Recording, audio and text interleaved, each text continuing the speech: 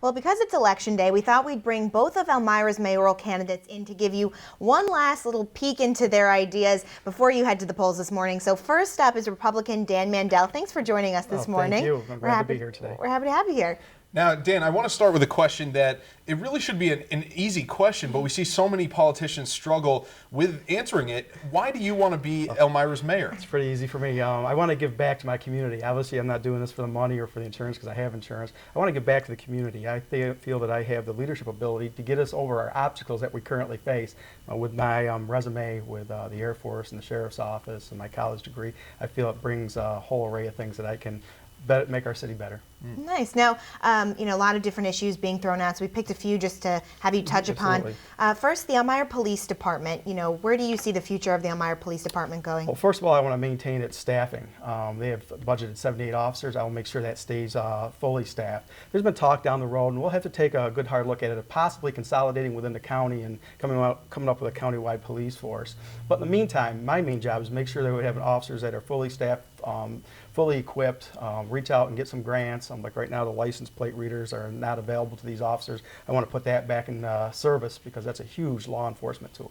So those type of things I'm looking forward to with the police department and building their morale. They're going to have my backing. Nice. Now, I also want to talk about the city's economy because, as you know, there is a pretty sizable deficit facing the city of Elmira right now. There's been talks about revitalizing downtown as a way to create revenue. How do you plan on helping the city get out of the deficit and get into, in the positive? To continue the consolidation services, I know right now they're working on the Chamberlain's office, moving part of that over with the county. We're going to look at the other administrative services within the county or within the city to consolidate with the county to get us out of this deficit. We threw some figures around, and sure enough, that would get us out of our deficit. Be able to build a positive fund balance. With that, you build up your bond rating, get it out of the bad rating that we have right now. Therefore, businesses want to come to Elmira. So that's my goal. Okay, and that kind of consolidated my other question, which was about shared services, because it's been a hot topic, and then the other one was bringing businesses in. So do you have any plans for consolidations in the near future if you are elected? Yeah, we're going to be looking at, like I said, the other services within the city right now. We can look at the clerk's office possibly, things like that. So, and reaching out to other municipalities. I even talked about maybe expanding our garbage pickup to other municipalities if they wanted to bring on our garbage to pick up. We could bring in revenue like that. So, just some ideas you have to look at. Great. And just really quickly, what is your vision for Elmira? How high do you think you can take the city if you have a vision in mind? Well, the ceiling's limitless. We live in a beautiful area. We can, working with a new city master plan and working with STAG and this Envisions Elmira that has just come about, I believe we can bring downtown back and make our city great again. There's no doubt in my mind. So I'm very positive outlook. Nice. Now, real quick, message to the voters. Today's November 3rd. Please get out there and vote for me, Dan Mandel Jr., new leadership, City of Elmira. All right, thank you so much, Dan. We appreciate your time. If you're just joining us, A, it's election day. B, we are bringing in both Elmira mayoral candidates, Dan Mandel and Sue Skidmore, into the studio live to speak with us, give you a last look at their issues and stances before you head to the polls. So welcome, Mayor Skidmore. Nice to see you again. Thanks for letting us come in today. And I have to say the last time I was in here was maybe 5 years ago when I used to do the early morning commercials for Staples. Oh, no. So, yeah, and right to the same spot, just set everything up and shoot from the hip. And that's what we're going to do today, too. So great. It's good to have you here. I want to say we started off by asking Dan why he wants to be mayor. I want to ask you the same question, but obviously we have to curb the question a little bit because you've already served as mayor. Why did you decide to run for re-election? Well, that question, every time it's posed to people, they come up with the same excuse, because I'm not done. And truly, that is the reason. I'm not done. I committed to the city. I've been committed to the city. I've been committed to public service for almost 20 years now, and to the city for almost 10. So when I look at things that we haven't finished and we haven't finalized plans, things like the master plan, more revitalization downtown, which is coming. I mean, we have a new historic district coming in, which is going to help provide tax credits for people that want to, invest in downtown, and then investment partner. Those are the critical steps that we've just never been able to get people in to take that chance on the city. And I think now is really the time. Besides all the fiscal crisis that we're under and the stress that we're under, we're working on those issues, the lower bond rating. We expected all those things to happen 2 years ago. And 2 years ago is when our last city manager in Chamberlain left.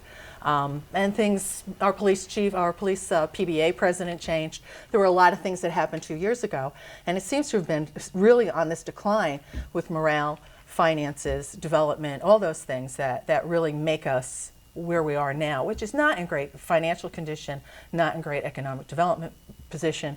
But we've been working diligently over the past couple of years with the college, with the county, trying to get those services plugged back in, trying to consolidate different programs, which we voted last night. We're moving over our Chamberlain's office. Personnel will be coming up shortly, and other items before the end of the year, because we're basing our next year's budget on some of those consolidations. Yeah. So, you know, there's a lot of work that's already started, and we need to finish it. And this council we've got some great council members on there running for re-election, and we all need to be part of it because it's been our plan, and we just want to progress it and move it forward. Nice. Now, you did touch on a few of the issues we wanted to ask you about. Another one, future of the police department. Oh, future of the police department, I think, is going to be really a great opportunity for everyone. The PBAs throughout the county, the ones that have hired police departments, Horseheads, Heights, ourselves, had come to the table, and they're talking about regionalization. They realize that, as we do, that the cost of police and safety security, which is really what we're all about, is just that public service, is very costly. So we're looking at ways that we can confine those costs, lower the costs, and provide a greater service for the entire county. So they've started out and had a few meetings by themselves and discussed what they felt they needed to do for the future. And what they came to an agreement on is that they need to regionalize, which is something that I ran on 4 years ago as something that we should be doing, is to regionalize some more services, like as we did with animal control. Worked great. Now we're in the middle of code enforcement, because at least we've taken in Mr. Skibby from Horseheads, and we've gotten some Horseheads help from their department, and our help has gone into Horseheads. We need to grow that. And those are things that are really important to save our services, cut costs, and enlarge the area for the greater good of everyone in the county. So regionalization of the police department is going to happen. It has to happen. And it has nothing to do with local government. It has everything to do with them understanding what the future of police service is going to look like. There is no parameter on whether or not it's going to be a county police department, and by that I mean working under the sheriff's department, or if it's just going to be a regional service. So we don't really know what that looks like. We're looking at some other municipalities that are working on those projects now. I can point to Long Island, where they have a county, Nassau and Suffolk County Police. Westchester County, they have a county police. Some are under the sheriff, some aren't. So we have no designs on anything like that. It's all going to be decided at the table as we start to go through this process. Okay, so you're pretty much saying it's inevitable. I just have one more quick question. For voters who may be frustrated with the situation that Elmira's in and are looking for a new voice, what would you say about your plans moving forward that you're going to do differently if you're reelected? Well, I don't know that it's so much differently. It's just a matter of we have the plan and we need to move it forward. And Mr. Mandel has been very clear on what he wants to do, but we've already been doing it. And I think that's the biggest difference. He's looking at a playbook that's already been written. So, you know, our plan is just move forward. We need to keep the police force at least at the number it is, hoping that when we regionalize, that's going to enlarge the force. It's going to have a greater impact on everyone, and we'll bring some security back into the neighborhoods of Elmira. And that's been the biggest issue this year, really, is we've had a lot of shootings, but they've been very concentrated in a short period of time. Yeah. So the number of shootings haven't actually risen throughout the year. It's just the period of time that they've taken. And, you know, let's face it, when it gets warm out, the windows open, the people are out on the street all night, it's lighter later, and, you know, the traffic is just out there. Yep. Yeah. Well, thank you so much for coming in. Now, get out and vote today. Open until 9. The weather's great. There's no reason not to get out and vote. Exactly. And really, the local elections count more than state or federal. So we really need you to get out there and do your civic duty. Yeah. Exactly. Rides to the polls, they're out there. Both sides, I'm sure, have rides to the polls. Call the Board of Elections. We have phone numbers for you to call to get there if you can't. Great. Thank Yeah. you so much, Oh, Mayor you're Skidmore. welcome. Thank you. It was great to see you again, and Yep. good luck today.